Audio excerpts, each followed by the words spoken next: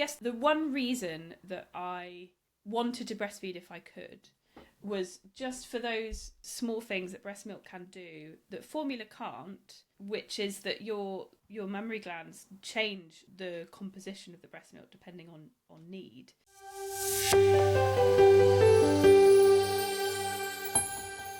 You're listening to the Science Baby podcast with me, Leila. And me, Kim. We're two nerdy mums who've researched the crap out of parenthood. Seriously, you do not want to see our Google search histories. Each episode, we chat about the why behind pregnancy, birth, and everything that comes after. Because babies don't come with a manual, but with one born every minute, we reckon we can figure it out.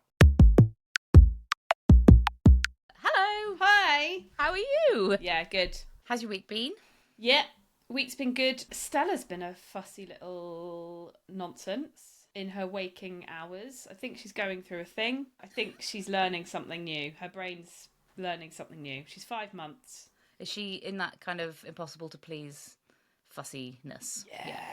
Yeah, it just makes it seem like she's fundamentally broken. A bit harsh. It's just like, why are you experiencing the earth so painfully at the moment? But yeah, I think her brain just needs more or less stimulation. Is it affecting her sleep at all? No, her sleep's been better. Amazing. Which is confusing. Yeah, so I'm 100% not going to bite off any hands. I mean, I could cope with that. It's just she needs constant reassurance or entertainment. She won't be put down. It might just be because she had, as listeners may know, she had a cold last week, and so I think she's still struggling to clear everything because it's the first time she's had blocked passages. And how's your week been? Good. We had some immunisations. We got a flu vaccination for Felix on Wednesday. Our experience with jabs has been not great. The last time he had jabs, he was so upset he cried himself sick all over me and the doctor's office. So I had a little bit of trepidation, only to discover that it's not a jab. So for babies, it's a nasal spritz. Is it now? Yes, and that was a huge relief. And I thought, oh, he's not going to like that. He didn't even blink. He was like, yeah, okay, second nostril, let's go. So you get a little spritz up each nostril. And my husband Doug asked, oh, will it stay there? Like, how will it get into the bloodstream? And I said, well, it's just like Coke, isn't it? Yeah, quite. It's just like you can get drugs up there quite easily. It's quite a good way, isn't it? All the capillaries are really close. Yeah, exactly. And the wet mucous membrane, delicious, makes it stick there long enough for it to into the bloodstream. So how wonderful is it that we can keep our children safe without exposing them to traumatic events? I was appreciating medical science. Yeah, that's wonderful. We had a similar yet opposite nose-based new experience this week. I have purchased myself a snot sucker for the baby, and Stella's not sure. Is it motorised? Or is No! Can you get a motorised one? That sounds barbaric. I don't know if I've imagined it now, but I'm pretty sure you can get like a nose hoover for a baby. How could that be safe? Or there's one you can suck yourself. Is it that? It's that one. Oh gosh, well, I'm sure Stella's unconvinced. I would be wholly unconvinced. we had one of the squeezy bulbs. Yes. Felix was not having any of it, so we've just dealt with crusty bogies. So how was your experience? It's good. Most disconcerting. I was going to go with the bowl. Mm-hmm. And then based off of the recommendation from a friend, I went for the sucker. And it's quite effective, but Stella's just very unsure. It must be a really weird sensation to not be in control of the process of something going up your nose and then a vacuum taking stuff out of your nose.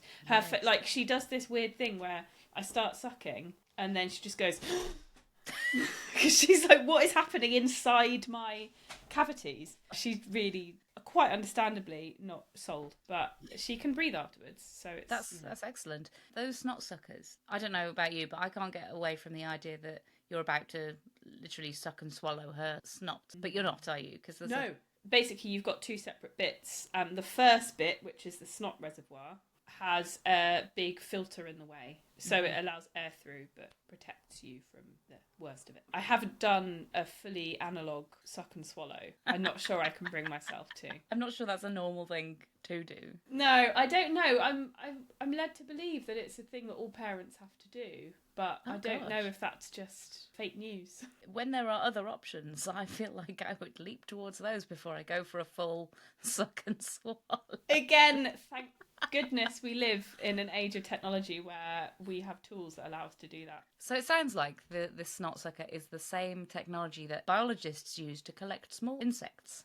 Is it a pooter? A pooter, that's what it's called. A snot pooter. Boobs! Boobs. Big, big, big subject. Big, big, big subjects. Major topic. I'm wondering how we're going to get through this episode without sounding like a couple of 6-year-olds. So, breastfeeding is such a big subject that we are never going to cover it in one episode. And so we are going to keep coming back to it, aren't we? There's just so much to say about it. There's science, there's culture, there's feelings, there's a lot of stuff. Lots to say. So yeah, we'll split up. So today, I think we want to just talk about the disparity in how you feed your child these days, the choices that you have. You have the option of breastfeeding or you have the option of formula feeding, and what is the difference, and is one of them best? Because if you go online, as we talked about in our previous episode, you find a lot of opinions, a lot of so-called advice, and lots of experiences as well. So the commonly repeated phrase these days is breast is best. But that can often leave a lot of people feeling stressed, left out, because breastfeeding is a journey, and it's a very individual journey, and there are lots of resources to help you, but there's getting to the bottom of the actual science behind it, and whether we do breastfeeding over formula, it's a muddy topic, and it's, like you said, entrenched in science, it's entrenched in culture, it's entrenched in societal expectations as well. So you are in the thick of it at the moment, aren't you? Because you have a sub 6-month-old baby whose sole nutrition is milk. Milk? Yes, Stella's 5 months now, and we're exclusively breastfeeding. So, Excellent. I mean, as you say, that's been a journey. Yeah, huge congratulations to you. It's a complicated old thing. That was my greatest surprise after she was born, was how complicated the whole breastfeeding thing was going to be. And it's something that I don't think many people are primed to expect. I think a lot of time is spent talking about other stuff and just assuming, the breastfeeding will work itself out. But then there's a lot of support that's needed. I think for the most part, some people just absolutely crack on and it's golden, which is wonderful. I'm so pleased that some women have that experience. But yeah, I think for the majority of women, not easy. Mm-hmm. So did you expect to breastfeed, or did you feel strongly about it? I wanted to breastfeed if I could. I think I had done enough research, spoken to enough parents to know that it's not something I could necessarily expect to be possible or indeed straightforward. As an example, my mum really struggled with breastfeeding, so I was formula fed from a relatively young age, I think 6 weeks or so. And so I was sort of assuming that it might be a bit tricky, but hoping that it wouldn't be. And it turned out to be quite tricky, but thankfully we had the right support in place that we could kind of push through, and it's, we've experienced a huge improvement in the last couple of months or so. So it's going all right now. And I think we'll unpack at a later date some of the difficulties that women face in breastfeeding, won't we? So my specific issue was the latch, which I think is a very, very common thing. And I've been on such a deep dive as to why on earth that's the case. Because, breastfeeding is the most natural thing in the world. Is it though? Because it's quite hard. And babies are rubbish at it. New mums are rubbish at it. It's just a lot of trial and error, a massive learning curve. And I was furious with evolution by natural selection for parachuting me into that situation when I see other mammals around the world just doing it while they're doing it, all the other things that they need to do with their day, just with a baby on there, not even giving it a second thought. So the fact that it's so difficult, or can be so difficult for humans to breastfeed, is really interesting, and we will cover that in a whole new podcast. Other podcast. Brilliant. And what about you? What was your journey been? I sort of approached it with a similar attitude. I wanted to breastfeed if I could, but as we've already talked about, my birth was quite a lengthy and eventful one. I was left quite bruised and battered by the end of the process, and the only time I breastfed from the breast was in the hospital about, I don't know, 3 hours after Felix was born.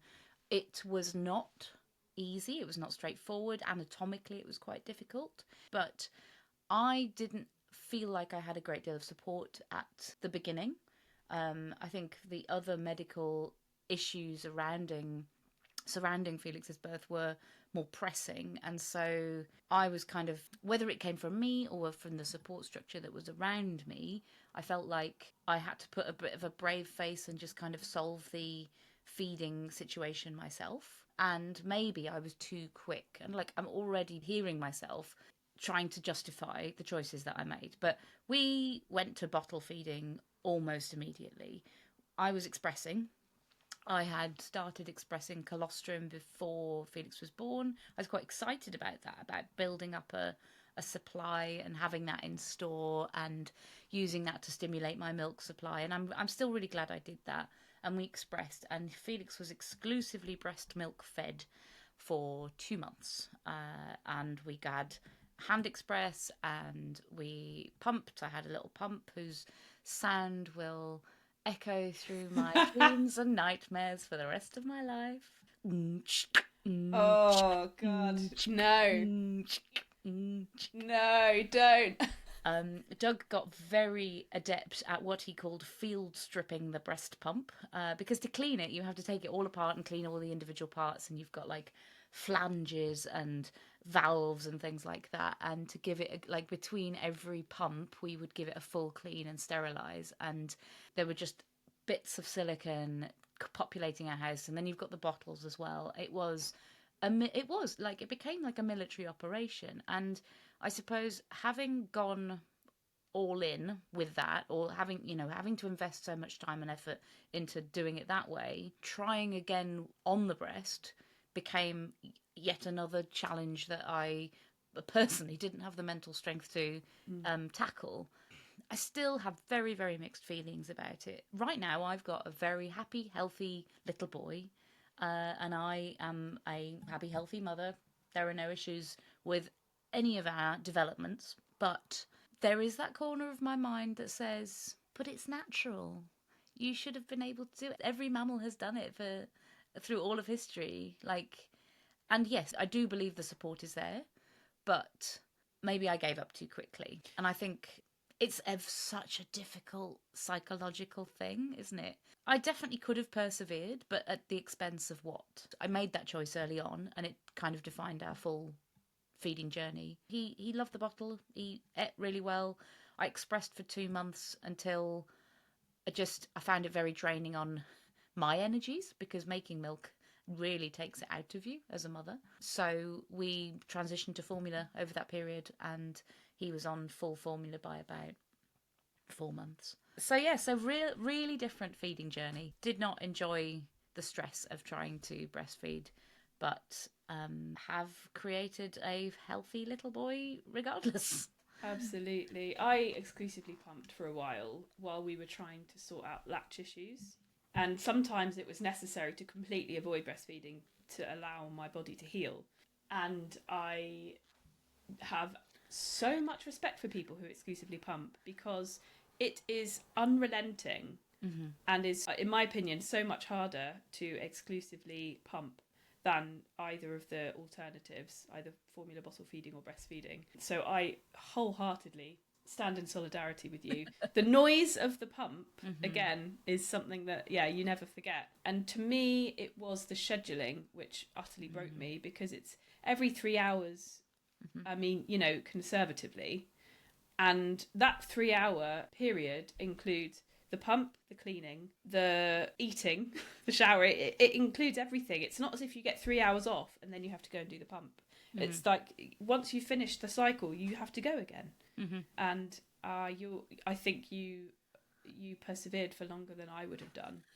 And one thing I also wanted to say is that I am certain that had I had a vaginal birth that I needed to recover from physically, and especially if I'd had a lengthy and traumatic one like you did, I don't think I would have persevered with the breastfeeding. Because hearing you talk about breastfeeding in the context of your immediate recovery makes me realise that although I had a cesarean, and you do have to, of course, recover physically from a cesarean, my recovery, thankfully, was very straightforward, and it basically came down to pain management and rest. That was it. So in my experience, my physical pain and the battle came from the establishment of breastfeeding. And if I already had that recovery and pain from the birth, the breastfeeding simply would have just had to fall away, and I would have said, right, we're going on to formula. So I think you're incredibly resilient, and it was by the grace of the fact that I didn't have to physically recover from something traumatic that I had the physical reserves to persevere with breastfeeding. And that was, I mean, down to a wire by the end. We were so close sometimes to just going, this is not worth it. Our baby needs to be fed and I need to be sane and not crying. And I think that all of that just reinforces the message that is going to be the repeated message. Whoever you are, you're walking your own path, and you have had your own experience. You've got your own desires, your own preconceptions, but then you also got your own personal situation before, surrounding, and after the birth. You've got your own baby, which is different from everybody else's baby. You've got your own anatomy, which is different from everybody else's anatomy. And I have massive respect for the lactation consultants that can, juggle all of those differences and try and help women forge a path through, to continue breastfeeding if that's what they want to do. So if you are facing this journey right now, know that nobody is experiencing it like you are, and you're totally justified in the choices that you make. Completely. I was such a big fan of the irreverent slogan, fed is best, during this whole process. It's like, get calories into your baby, and if anyone wants to judge the manner in which you do that, throat punch them. I'm not advocating throat punching anyone. Just imagine throat punching them, that helps. Yes. Also, fed is best is a good slogan that applies to a breastfeeding mother, because I had, with my 3 a.m. pumping sessions, after a scary incident when I got up for the loo and immediately fell back down again because my blood sugar was so low.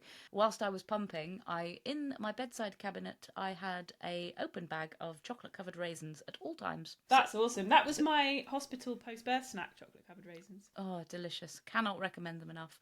And then every morning, Doug would go and field strip the breast pump and return with a giant crumpet. Crumpets! Have we talked about crumpets yet? No. Okay, this is a whole nother podcast. So my vice since having Stella has been crumpets, and I've only just weaned myself off of them 5 months later. Oh, fantastic! Yes, the giant crumpet was an absolute staple for my for the early months. We are basically the same person. We need to talk about this offline. Offline. Nobody needs to hear all of that. Right, so breastfeeding. It is a natural thing. Feeding a young infant from the breast is a defining characteristic of being a mammal, which we are. We are mammals. Hairy, warm-blooded, give birth to live children, and then feed those children from our breast tissue, using milk made from our breast tissue. Mammals have been around since before the dinosaurs, so breastfeeding goes back pre-dinosaur, about 300 million years. And the really cool thing is that the mammary gland of a mammal is a modified sweat gland. So it started out as a sweat gland and it's become milk. Oh, wow. I remember reading all about the platypus, because the platypus is a weird animal that lays eggs, but it's a mammal, all very odd. And so the platypus has a really interesting way of producing milk, and then it just secretes it onto its skin, into these like specialised bits of skin, and the baby platypuses, platypi? Ooh. Platypuses.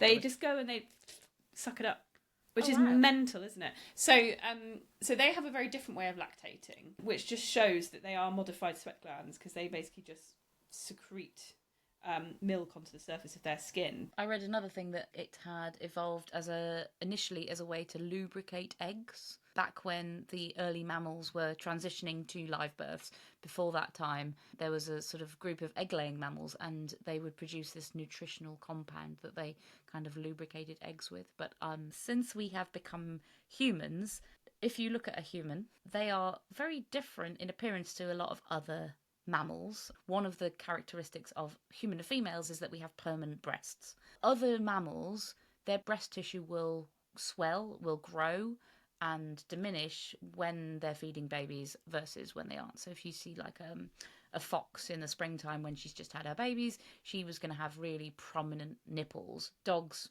probably more people see dogs than foxes. I don't know why I went with fox, but I see foxes quite often. So human adults have permanent breast tissue. One of the theories behind that is that because our children are born so neurologically, in some part anatomically underdeveloped, that increased breast tissue is there to provide more milk, more nutrition for this essentially prematurely born baby. That is one theory. There are other theories out there. Could just be a sexual selection thing, that, you know, just like colourful birds get colourful because the ladybirds like it, then, you know, human women get curvy because that's what human men like. So Lovely jubblies. Lovely jubblies.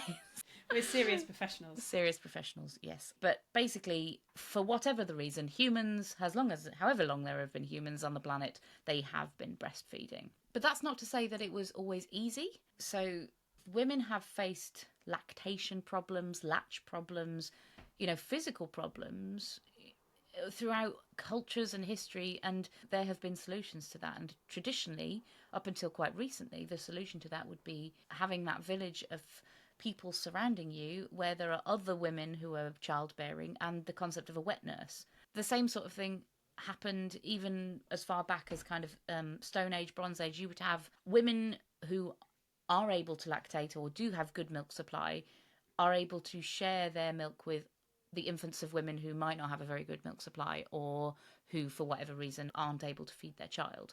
So historically, sort of prehistorically, it has literally taken a village to raise a child, because they are helping to provide some of that milk where the mother can't do that. And then over history, as that village has diminished, it's sort of gone hand in hand with developments that have isolated women more, and maybe increase this stress of feeling like you have to bear the responsibility for feeding your child on your own. I'm struck by the image of a whole village of Bronze Age women breastfeeding each other's babies and helping, because that really throws into sharp focus that breastfeeding is the most natural thing in the world, but only in the context of having an actual human society that we evolved with. We don't have that anymore. So I would go as far as to say it's no longer necessarily the most natural thing to be required to breastfeed a child in the society we have today. Because if it's not possible for you, which is probably a common thing that goes back since humans evolved, then you're not going to be able to feed your child. So it's no longer the best thing for your child, the most natural thing. So yeah, that's a really interesting thing, is that we need to realise that our society is not the one that breastfeeding evolved in necessarily. Very much so. And we are very lucky that we do have an alternative. I mean, we wouldn't have survived ultimately. Society would have developed fundamentally differently. But we have the alternative that allows us to keep feeding our children because of the invention of infant formula. So I was amazed to discover that formula was actually developed in the 1800s.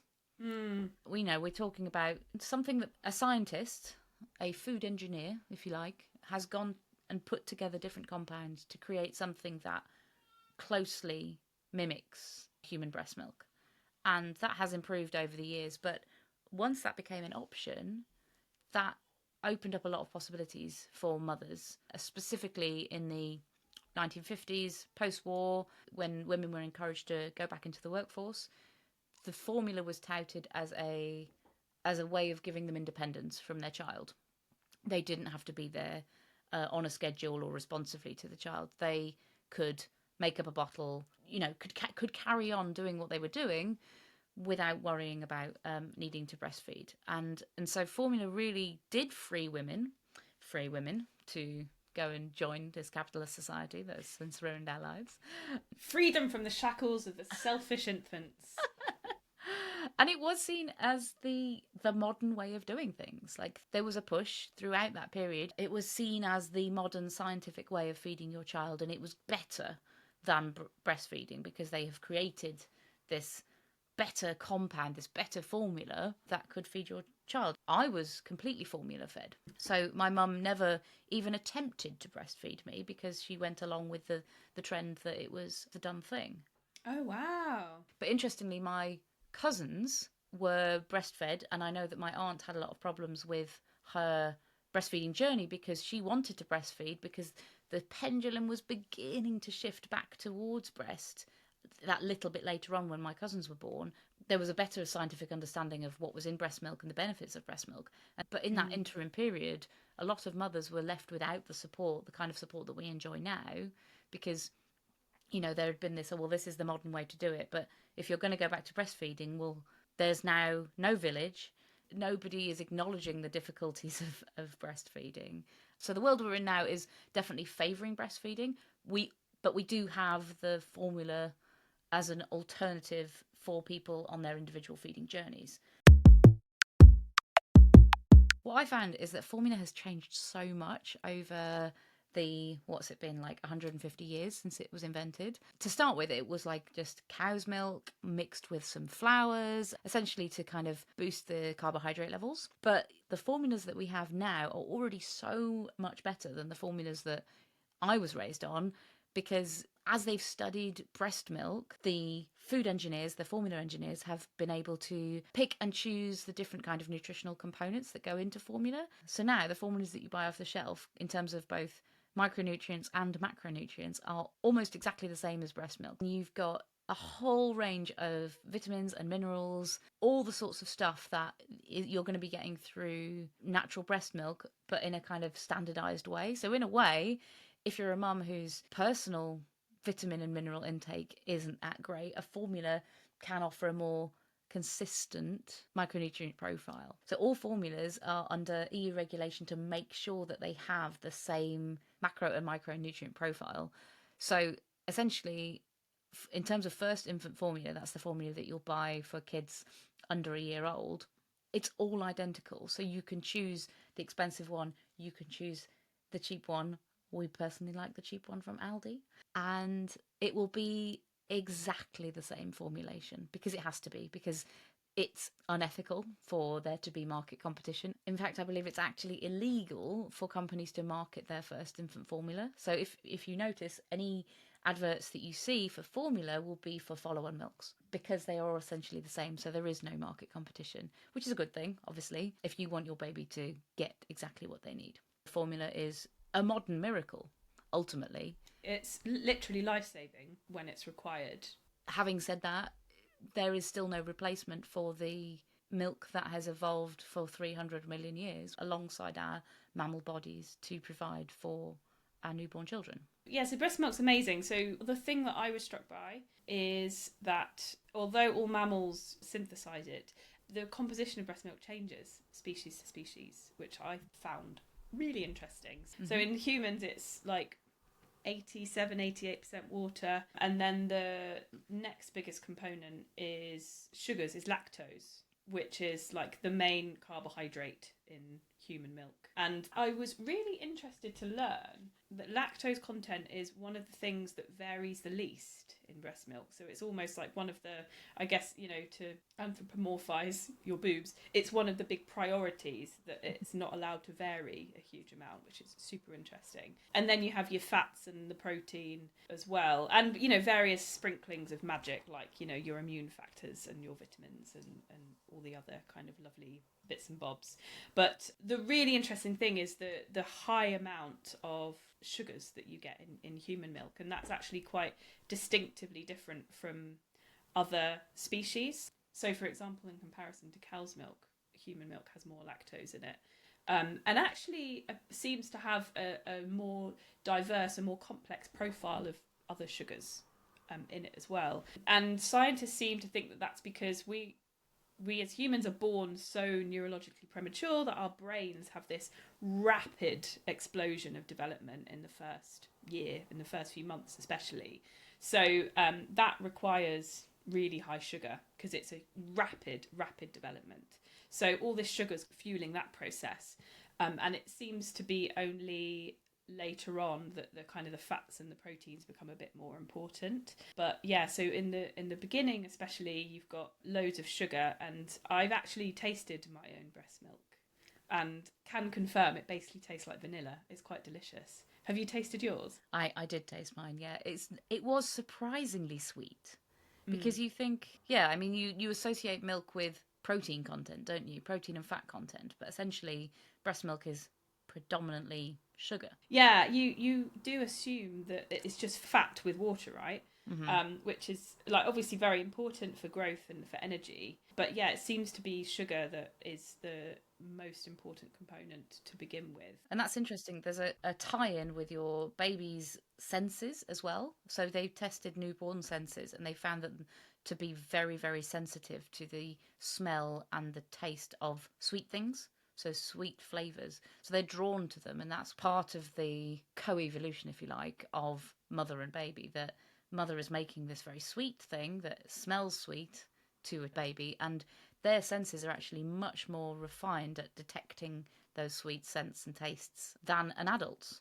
So their taste changes through time to be honed to finding a source of milk and a source of sugar for that brain development. That's really interesting. And then the other really cool thing I learned about the diversity of sugars within breast milk is that although lactose is fueling your baby's brain development, all of the other sugars in the milk are there not necessarily for the baby, but they act as prebiotics. They feed that gut bacteria because our babies are born sterile in terms of their gut biome. And so this kind of complex portfolio of sugars that then arrives via the breast milk seems to then help the right colony of bacteria to establish. I find it amazing that breast milk is actually made from blood and bones. It is made from the substance of the mother. So the mammary glands are filtering the mother's blood and pulling out all of the things that it needs to organically engineer breast milk. And so you've got the water, which is coming out of the water content of the mother's blood. The lactose is coming out of the sort of built sugars inside mother's body. And one of the big mineral compositions of milk is calcium. And we can be encouraged to eat lots of foods that are high in calcium, but when you actually look at the path of calcium through the body, the calcium that's coming out in mother's milk is actually derived from our bones and our teeth, because our bones are made of calcium phosphate. It's like a permanent reservoir of calcium within a mother's body. And so during pregnancy, to help baby build their skeleton, and during breastfeeding, to help create this milk, the body is leaching the calcium out of mum's own bones, putting it into the milk, and then like exporting it to the baby. And it's not a big deal. We can absolutely spare it the amount that is being given to baby, and anything that is lost is built up within a couple of months when lactation stops. But I find that amazing. So as much as you have calcium supplements, it's still going to be coming out of your bones because the body knows it can go to bones to get the calcium. So yeah, I find that quite cool. I guess the one reason that I wanted to breastfeed if I could was just for those small things that breast milk can do that formula can't, which is that this is the magic, I think, of breastfeeding, is in the dynamic nature of it. So your mammary glands change the composition of the breast milk depending on need. So this goes from as simple as on a really hot day, there'll be more water in your breast milk to sufficiently hydrate your baby. Of course, if your baby and you have been exposed to a virus, your antibodies then transfer into the breast milk. So at the same time as you are both being exposed to something, you're synthesizing those antibodies and getting them into your baby to allow your baby to fight it off until they have an immune system of their own that can be just as responsive as yours. And then the really cool thing is that as your baby gets older, your breast milk changes in response to what your baby needs. So when your baby is younger, it needs all that sugar and for its brain to develop. But then later on, when a lot of that is finished, the composition of the breast milk changes to become fattier, so that it's more energy dense. One, because your baby is growing and probably needs more food, and so rather than your boobs swelling to the size of a Ford Fiesta, yeah, which is the classic SI unit of boob size, as you all know, famously, your milk is then more calorie dense. So although your baby is consuming the same volume, it's getting more nutrition. And your baby's also, growing at a rate of knots, so it needs that kind of fat and protein to fuel that physical development, rather than the brain development. And then one thing I didn't know until very recently, because we're getting ready for weaning in a few weeks' time, is that after around 6 months or so, apparently your breast milk starts to contain other things like extra immune factors and digestive enzymes. So that seems to be in response to the fact that your baby is going to start consuming solid and putting weird things in its mouth, so it's going to get exposed to all sorts of weird pathogens. So that was really amazing, that there's this kind of seems to be this 6 month thing where it suddenly your baby needs a lot of different support, so your breast milk seems to respond to that as well, which is really interesting. I'd be interested to learn what the feedbacks are, whether it's a sort of internal clock that is causing that, or if there's something in the messages that your baby's behaviour or their chemistry, their sort of gut chemistry, that is feeding back to the mammary glands. Because as I understand it, the reason that you can get antibodies to fight viruses that your child might have is because when they're nursing on you, there is a delightful backwash from as they're drinking milk from the nipple.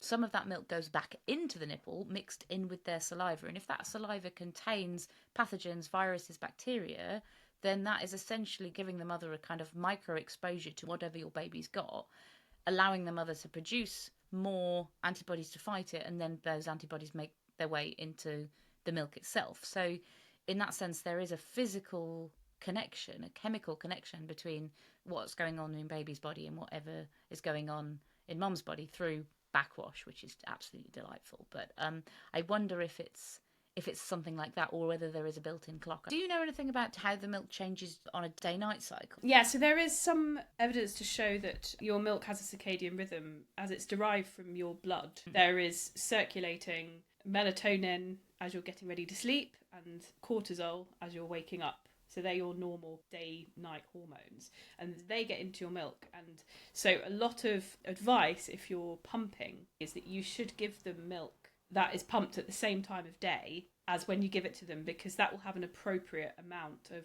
cortisol or melatonin in it, so that it will help your baby sleep and establish its own circadian rhythm. Now, I have seen conflicting evidence as to whether it actually makes a difference. Anecdotally, all of my friends who were aware of this and have pumped say they haven't noticed any difference in what time of day they give their baby milk pumped at certain times. And when we formula fed, I didn't notice any great difference in how he slept or how wakeful he was during that transition, whether we were having breast milk of an evening or formula milk of an evening. So I think with many of these things, if there is a difference, it will be very small. So breast milk does offer some advantages in terms of being responsive to your baby over daily, weekly and longer term cycles. And so in that sense, that responsiveness is going to be beneficial for your baby. But if you can't feed your baby with breast milk, formula does all of the stuff that they still need, but doesn't have any of that dynamic response. And so it's quite interesting to see what the actual result of that is, because there's a lot of supposed benefits and virtues to breast milk over formula milk, and it can actually leave women who are forced to formula feed feeling like they're putting their children at a disadvantage. So there's a lot of stuff that says that breastfed babies are less at risk of SIDS, they're less at risk of childhood diabetes, childhood obesity. It's breastfed children are going to be smarter. They're going to have less things like Crohn's disease or urinary tract infections. It is literally, nowadays, breast milk is touted as this miracle cure. And in most cases, in early childhood, those early months where the responsive nature of breast milk can make a difference to your child's health. That is absolutely true. So many studies have been done on this, and there's a lot of difference in the quality of those studies. But essentially, the main evidence is that breastfed babies have a lower risk of certain kinds of illnesses in their early months. Things like gastrointestinal issues, diarrhea, sickness, that sort of thing, they're less likely to experience that. Things like allergy rashes, they're less likely to experience that, but allergies are a whole other thing that we can get into later. But in general, they don't respond to the environment with allergy rashes as much. And also, weirdly, things like ear infections. So whatever is causing ear infections, that responsive breast milk seems to be protective in that sense. But a really important note is that even though there is a difference with breast milk and formula feeding between these kinds of things, the difference is small. It is a very, very small difference. So it's not like you were saying, if you don't breastfeed your baby, they're going to get diarrhea 5 times a month. And if you do breastfeed your baby, they won't get it at all. In a study done on diarrhea, for example, 15% of non-breastfed babies got diarrhea, that were studied got diarrhea, whereas 9% of the breastfed babies got diarrhea. So it's not the difference between yes you will versus no you won't. Realistically, you're going to have one more diarrhea case, and as you will come to experience, diarrhea is just a part of life. And breastfeeding is not going to stop it happening. About 6% of formula-fed babies get rashes when they're young, and only 3% of breastfed babies get rashes during that same period. That is halving the likelihood of getting rashes, but ultimately the chance of getting the rash in both cases is incredibly low. Same things with ear infections and respiratory infections. You're going to have them. Breastfeeding will reduce the amount that they have slightly, but it won't ultimately make a huge difference to your experience as a mother or to your child's health long term. Yeah, and crucially, like you say, long term, to your child, that difference utterly disappears. Mm-hmm. They say as soon as your child gets to school, you will look at a class and you won't have a clue who's breastfed and who was formula fed. Mm-hmm. So although those immune factors are probably doing their job short term, day to day, keeping a few odds and ends at bay that maybe formula won't, once they're out in the world, the fact that they were fed is enough. Is absolutely enough. Fed is best in all cases. Longer term claims on breastfeeding, things like less cases of diabetes, higher intelligence, less chances of childhood obesity. Although links have been identified, breastfeeding might not be the only factor that is going into play in all of these. There are a lot of big socio-economical factors that kind of come into play, and it's very, very, very, very difficult to disentangle all of that. Parents who choose to breastfeed are women who potentially have the privilege of being able to breastfeed and don't have to go back to work. And that big difference at the beginning will create bigger differences than just what is in the milk. And it's utterly impossible to separate those variables once you get to a certain point in a child's life. There's just so much stuff going on that confounds the outcome. Mm-hmm. That absolutely, don't worry about it. Don't worry about it. Feed your child. Feed your child, however is right for you. Yes. And again, imaginary throat punch anyone that tries to make you feel bad. Imaginary. That's the key takeaway. Or just politely tell them to mind their own beeswax, which may be a more adult response. That's it for this week's episode of the Science Baby Podcast. We want to hear all about your breastfeeding journey. Join the chat on Instagram. Just search for The Science Baby. See you next time.